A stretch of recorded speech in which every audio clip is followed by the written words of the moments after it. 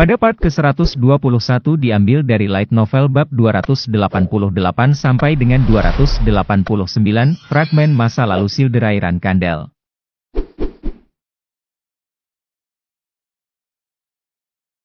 Untuk mendengar suara masa lalu.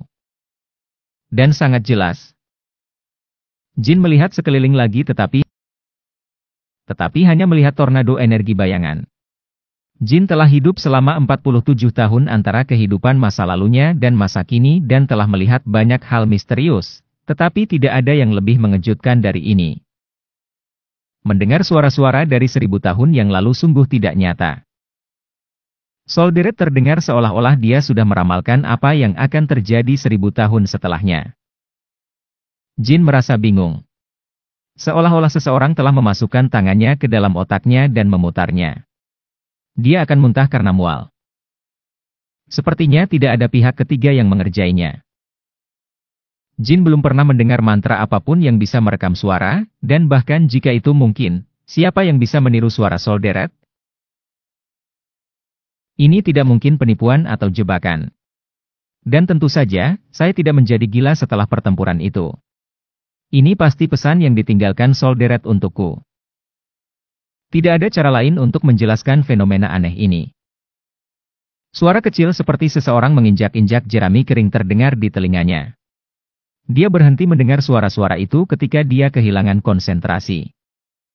Saya harus tetap tenang. Santai. Pertama-tama saya perlu mendengar suara-suara itu. Jin menenangkan dirinya dan kembali fokus pada suara yang datang dari tornado. Dia mendengar percakapan kuno itu lagi. Nyatanya, dia tidak hanya mendengar suara mereka. Jin ditarik ke dalam pusaran energi bayangan dan diserap ke dalam dimensi berbeda. Segalanya gelap dan kosong ketika dia membuka matanya lagi.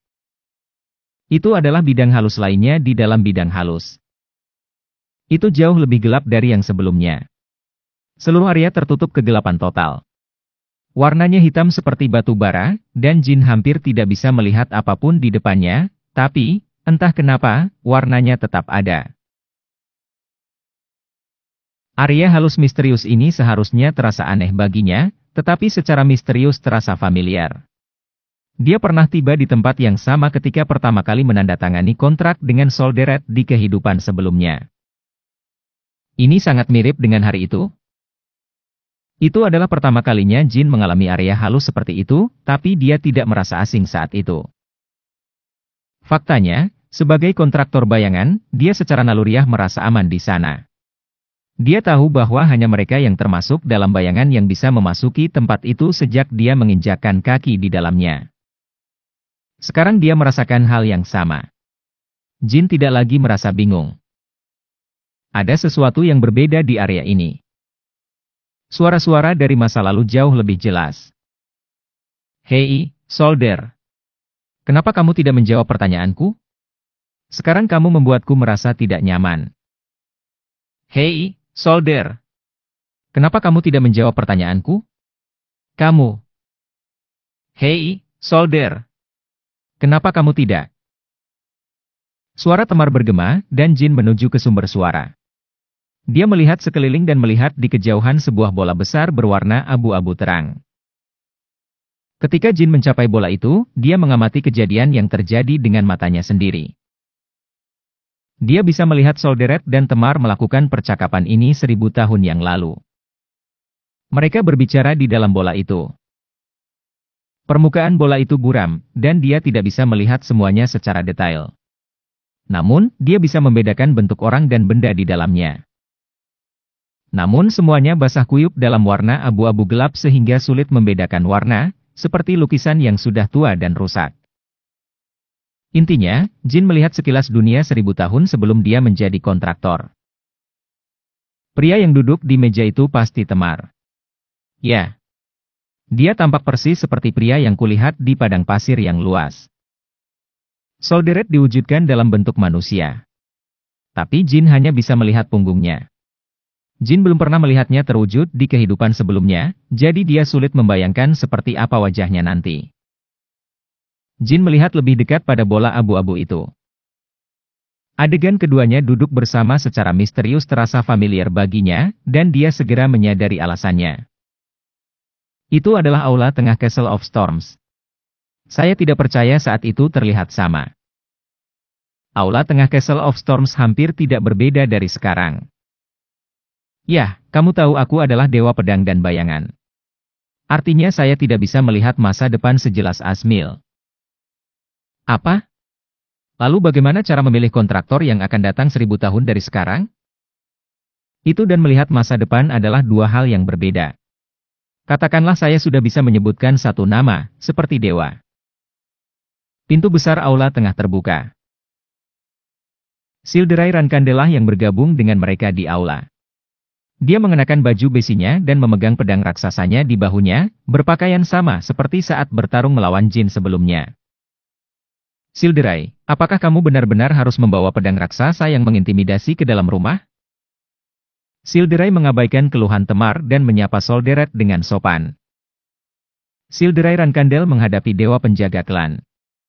Namun, dia tidak memperhatikan kata-kata sang patriark. Hei, Silderai. Jadi, apa pendapat Anda tentang hal itu? Tentang apa, patriark? Solderet memberitahuku dia tidak tahu apakah kita akan menang atau kalah melawan Ziples. Dia bahkan menetapkan kontraktor untuk datang 1000 tahun kemudian, namun, dia membuat alasan, bertindak seolah-olah dia tidak dapat melihat apa yang akan terjadi dalam waktu dekat. Kepala keluarga. Apa? Apakah kamu takut? Temar tidak menjawab. Sebaliknya, dia bertukar pandang sebentar dengan Silderai. Saya hanya penasaran mendengar pendapat Solderet. Semua orang mengandalkanmu, Patriark. Tidakkah Anda menyadari betapa besarnya dampak dari setiap kata yang Anda ucapkan? Tolong, jangan menanyakan pertanyaan itu begitu saja kepada dewa penjaga saat ada orang lain di dekatmu. Temar mengangkat bahu. Ya, menurutku kamu benar. Tapi tahukah kamu? Saya akan jujur. Saya cemas. Silderai, kamu pasti merasakan hal yang sama kan? Saya tidak cemas, Pak. Kamu lebih sering berbohong akhir-akhir ini. Bahkan aku, sebagai ksatria bintang ilahi, takut melawan Ziples. Saya yakin kamu dan yang lainnya jauh lebih takut daripada saya. Rankandels tidak diragukan lagi adalah klan terkuat, Patriark. Bagaimanapun, merasa takut bukanlah kejahatan. Dan seseorang patut bangga karena tidak melarikan diri meski dalam keadaan ketakutan. Saya berbeda, Pak. Ya, kamu akan berbeda, oke. Namun sayangnya bagi kamu, kata-kata saya menjadi aturan dan kebenaran dalam klan Rankandel. Saya telah mendengar berita bahwa kamu menegur anggota klan manapun yang menunjukkan tanda-tanda ketakutan akhir-akhir ini. Kamu tidak seharusnya melakukan itu, kamu tahu? Seseorang mungkin merasa takut. Itu tidak istimewa. Terlebih lagi ketika menghadapi pertempuran dalam skala yang belum pernah terjadi sebelumnya. Kata-katanya tidak formal atau tegas sama sekali. Namun nada bicara Temar yang santai dan agak main-main masih memiliki bobot yang tidak dapat disangkal. Kamu sensitif dan agresif terhadap anggota klan karena kamu sendiri merasa takut bukan?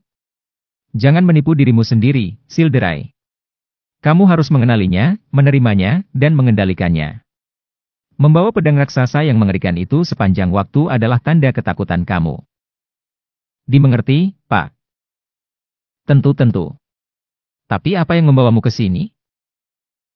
Oh, saya datang untuk melaporkan aktivitas tidak biasa yang terjadi di sekitar Menara Ajaib Pertama Ziples baru-baru ini, Pak. Menara Ajaib Pertama. Menara Dongeng, bukan? Ya, Patriark.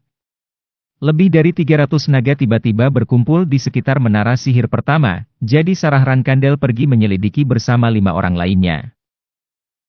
Dengan kekuatan itu, dia tidak akan kesulitan melarikan diri ke tempat yang aman bahkan jika dia ketahuan. Tidak, karena kita sedang membahasnya, mungkin aku harus pergi dan melihatnya. Aku ingin tahu apa yang mereka coba lakukan dengan 300 naga. Persiapkan dirimu, Silderai. Ya, Pak. Solderet, aku akan kembali dalam. Bola abu-abu itu tiba-tiba berputar. Apa yang terjadi? Jin bertanya-tanya. Dia menggigil dan memeriksa bola itu. Layarnya terus diputar pada bola yang terdistorsi, tapi bola itu sangat terpelintir sehingga dia hampir tidak bisa melihat apapun. Suara-suara itu juga terdistorsi, sehingga tidak mungkin untuk diuraikan. Ibarat sebuah buku yang halaman-halamannya sengaja dirobek. Tapi Jin tidak bisa berbuat apa-apa karena dia tidak tahu apa-apa tentang alat perekam berbentuk aneh itu. Tidak mungkin mengetahui apakah tindakannya akan memperburuk keadaan. Waktu terasa lebih lambat sekarang. Oh. Jin mau tidak mau berkomentar keras saat bola abu-abu itu kembali ke keadaan semula setelah beberapa saat.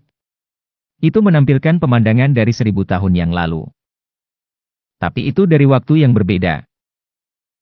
Adegan itu tidak lagi terjadi di aula tengah Castle of Storms. Juga bukan adegan Temar dan Silderai dalam perjalanan untuk mendukung Sarah Rankandel. Apa yang Jin bisa lihat sekarang adalah ruang penyembuhan dari 1000 tahun yang lalu. Seorang pria sedang duduk di samping tempat tidur dengan kepala tertunduk karena kalah. Itu adalah Silderai. Sepertinya sudah lama sekali berlalu di dalam bola itu setelah terdistorsi. Jenggot di wajah Silderai menunjukkan perjalanan waktu. Tapi Jin tidak tahu apa yang mungkin terjadi antara dua adegan yang ditunjukkan oleh bola itu. Patriark, kami semua menaruh harapan pada Anda dan hanya Anda. Temarlah yang ada di tempat tidur. Dia tidak memiliki luka yang terlihat, tapi dia terlihat sangat kurus dan hampir tidak bernapas. Silderai hanya bisa menghela nafas keras dan melihat ke tempat tidur dan langit-langit seolah mengungkapkan kebenciannya. Hanya karena... Sialan! Solderet, dasar pengkhianat terkutuk. Apakah ini yang Anda maksud dengan menepati janji? Keluarlah, tunjukkan dirimu, bajingan sialan. Silderai berteriak keras. Sekelompok satria yang berada di luar dengan tergesa-gesa memasuki ruangan. Mereka mencoba menenangkan Silderai, tetapi mereka tidak mampu menandingi kekuatan kasarnya. Tuan Silderai, tolong, tenanglah demi anggota klan lainnya. Kami membutuhkan Anda untuk menjadi teladan bagi mereka. Tolong, tenang, aku mohon. Bukan dewa penjaga yang melakukan ini pada Patriark. Tolong pelangkan suaramu, Tuan Silderai. Siapa yang melakukan ini pada Patriark, jika bukan Solderet? Apa yang dewa tak berguna itu lakukan saat Patriark kita diserang? Beraninya kamu menghujat dewa penjaga, Silderai? Seorang wanita masuk setelahnya dan memegang bahu Silderai.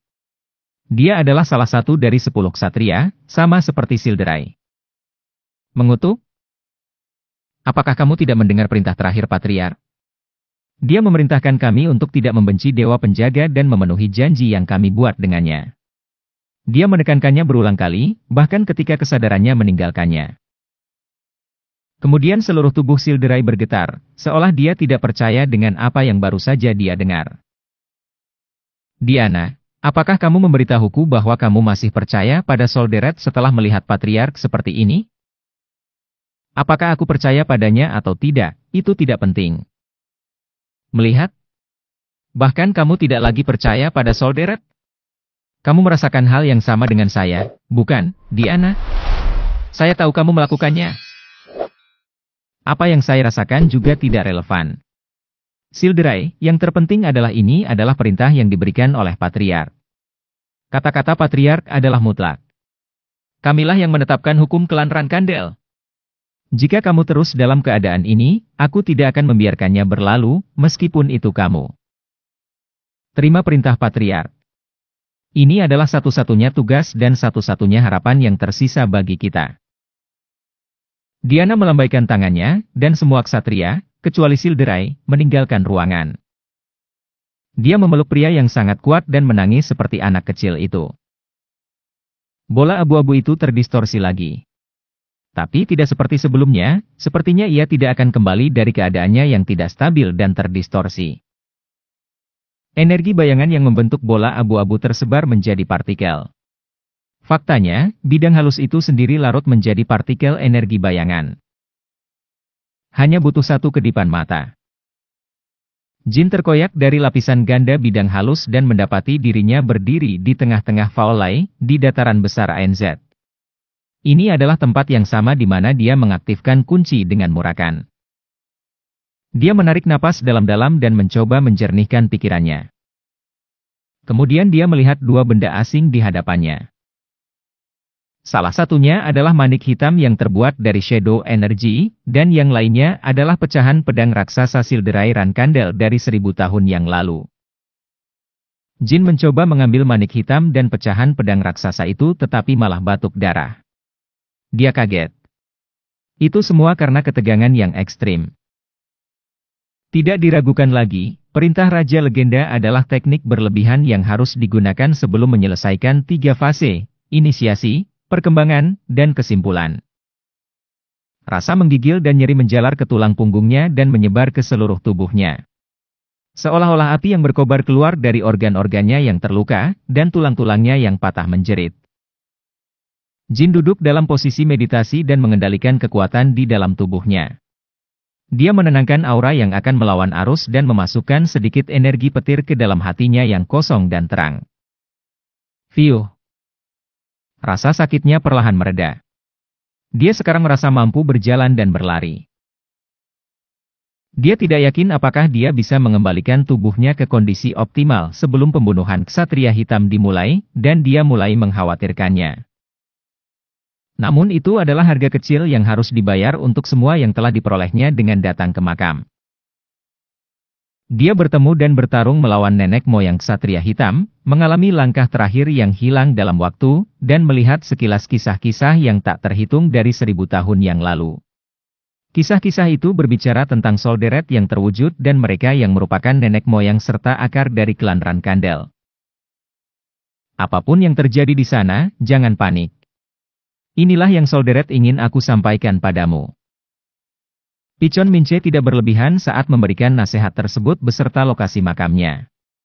Hal-hal yang dialami Jin di Faolai dan di dalam makam pertama Temar, dalam beberapa hal, lebih mengejutkan daripada kelahirannya kembali. Solderet memilih saya sebagai kontraktornya 1000 tahun yang lalu, meskipun saya sudah curiga sampai batas tertentu. Kontraktor 1000 tahun. Seorang kontraktor sudah memutuskannya 1000 tahun yang lalu. Itu mengingatkannya pada hari dia bertemu Murakan di Castle of Storms. Dengar. Solderet, apakah ini lelucon? Ini salah. Katakan sesuatu. Bagaimana mungkin kontraktor yang dijanjikan yang seharusnya datang dalam 1000 tahun tidak lebih dari anak yang menyedihkan ini? Saya Murakan, utusan Solderet, temannya, dan keturunan terakhir dari makhluk pertama yang dibentuk dari bayang-bayang. Untuk memenuhi perjanjian yang dibuat 1000 tahun yang lalu, saya akan bersama Anda mulai sekarang. Sebutkan nama Anda. Murakan bukan satu-satunya yang menyebut Jin sebagai kontraktor 1000 tahun. Klam, Dewa Mana, juga menyebutkan sesuatu yang mirip dengan Jin, dan hal yang sama berlaku untuk Misha. Namun Murakan, Misha, dan Klam baru mengetahui bahwa dia adalah seorang kontraktor bernama 1000 tahun yang lalu. Mereka sepertinya tidak tahu bahwa Solderet menamainya dengan namanya saat itu. Solderet telah meminta Temar untuk tidak menyebut nama Jin kepada Murakan dan Misha dalam kisah tak terhitung yang dia amati di bidang halus. Tapi kenapa? Jin telah diberi nama 1000 tahun sebelum kedatangannya, dan semua orang yang memiliki hubungan mendalam dengan Solderet sudah mengetahuinya. Temar sudah mendengar namanya dari mulut Solderet. Dan sepertinya hal yang sama juga terjadi pada Ser Silderai. Mengapa Solderet tidak memberitahukan namaku kepada naga penjaga dan Klam? Jin tidak bisa melihat alasannya. Bahkan kisah tak terungkap yang diungkapkan oleh bola abu-abu itu tidak menunjukkan petunjuk apapun. Jika Solderet bisa mempersiapkan hal ini 1000 tahun sebelumnya, pasti ada alasan untuk menyembunyikan namaku. Itu bukan hanya 1000 tahun. Solderet telah membuat persiapan dalam legenda yang memudar 5000 tahun yang lalu dan di Klam, dewa terlupakan yang waktunya lebih dekat dengan permulaan alam semesta. Semua ini, hanya untuk Jin.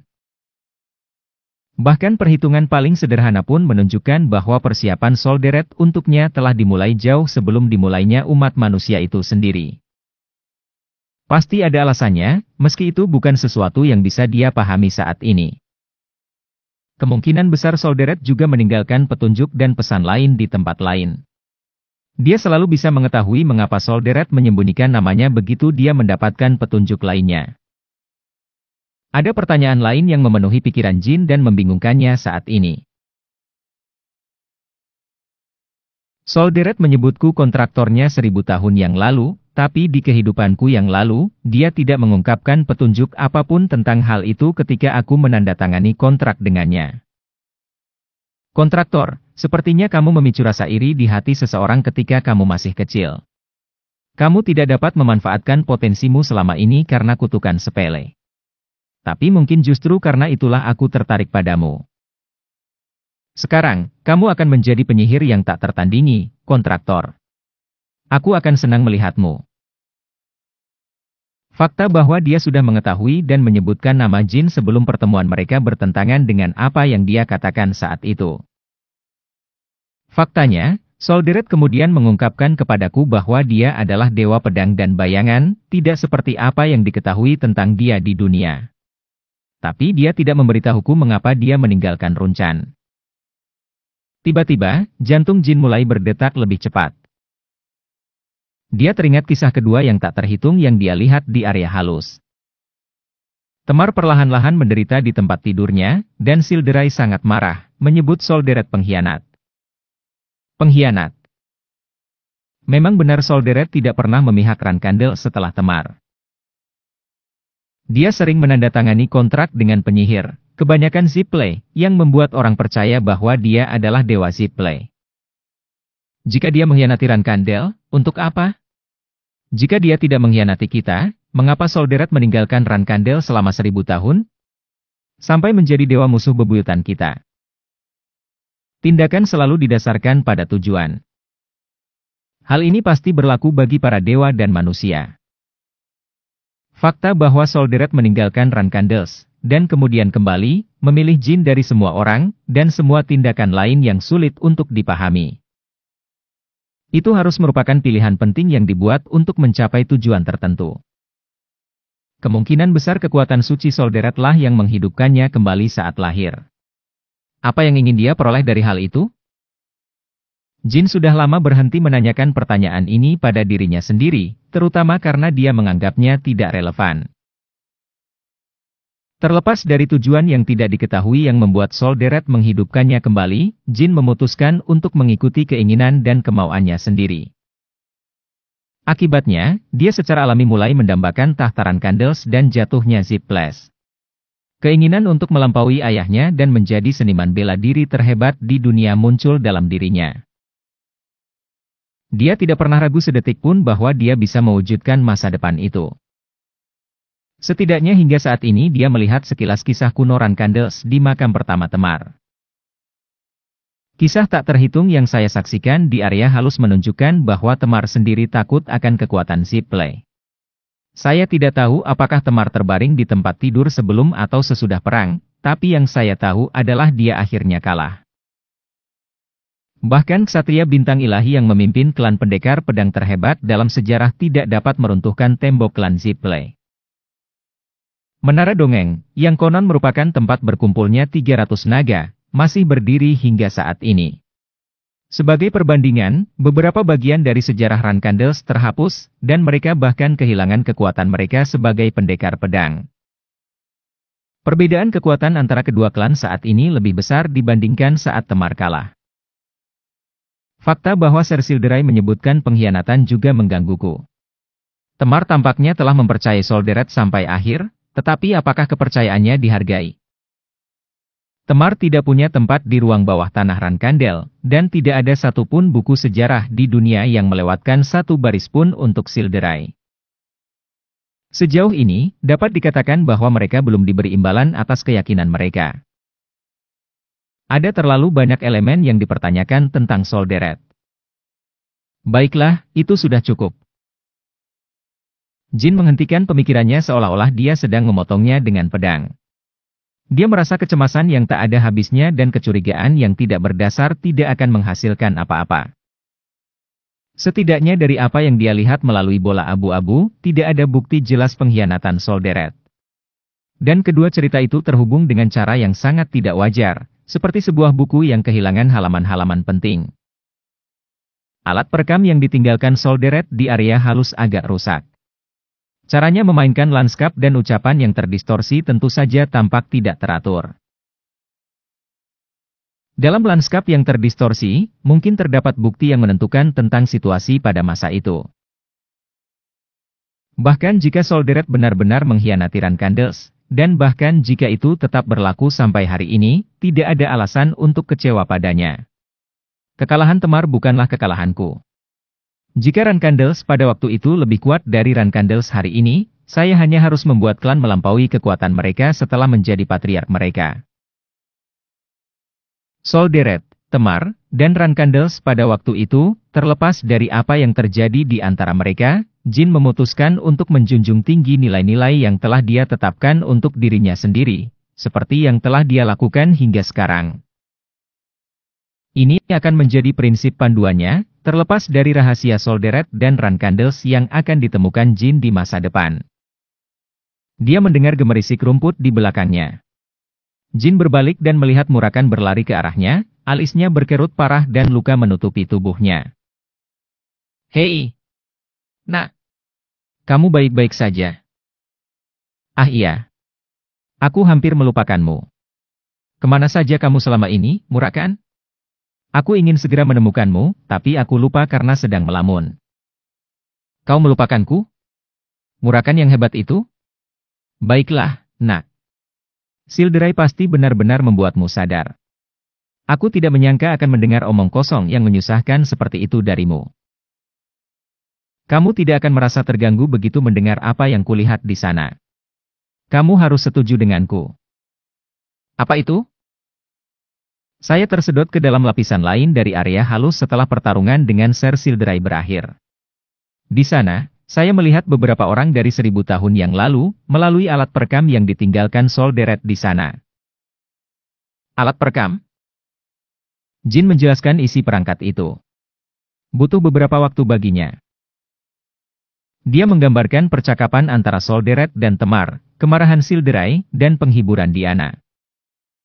Namun Jin menghilangkan bagian di mana Solderet mengetahui nama Jin selama ini. Itu bukan karena alasan tertentu, kecuali fakta bahwa sebagai kontraktor Solderet, Jin tidak punya alasan untuk melawan kehendak duanya saat ini. Murakan benar-benar terkejut pada awalnya, tapi segera dia mendengarkan deskripsi Jin dengan penuh perhatian saat dia menyusuri jalan. Semua yang diceritakan Jin sepertinya berhubungan dengan kenangan yang dia hargai, baik atau buruk. Tapi tunggu sebentar. Silderai, orang itu. Kepalanya pasti terbentur atau semacamnya. Sudah cukup konyol ketika dia menyebutku tidak berguna, tapi beraninya dia menyebut Solderet pengkhianat? Yah, kalau saja aku bisa membunuhnya mati sekali lagi. Dia menunjukkan kepadaku sebuah jurus rahasia yang luar biasa. Aku tergoda untuk mempelajarinya. Dia pria yang cukup mengesankan, setidaknya dalam hal kekuatannya sebagai seorang ksatria, meskipun aku tidak tahu kenapa dia berubah menjadi begitu bodoh. Bagaimanapun, ini tertinggal setelah area halus Solderet hancur, kan? Murakan menunjuk ke manik-manik hitam dan pecahan pedang raksasa di tanah. Ya. Seharusnya itu bahan untuk memperkuat Bradamante, jadi kurasa ini dia. Menurutku itu hanya berlaku pada pecahan pedang raksasa. Aku juga belum pernah melihat manik hitam ini sebelumnya, tapi itu bukan milik pandai besi. Aku yakin itu. Benarkah? Bagaimana kamu bisa begitu yakin kalau ini pertama kalinya kamu melihat benda seperti itu? Saya yakin kamu juga melihat bahwa manik itu berisi energi bayangan. Bentuknya seperti segel, mirip dengan cermin yang kita peroleh di kolon. Seharusnya itu adalah benda yang dibuat dengan tujuan menyembunyikan atau menekan sesuatu. Lebih baik aku tunjukkan ini pada Misha. Menyebut Misha saja sudah membuat Murakan mengerutkan kening. Jin terkekeh melihatnya dan memanggil Shuri. Ayo kembali sekarang, Murakan.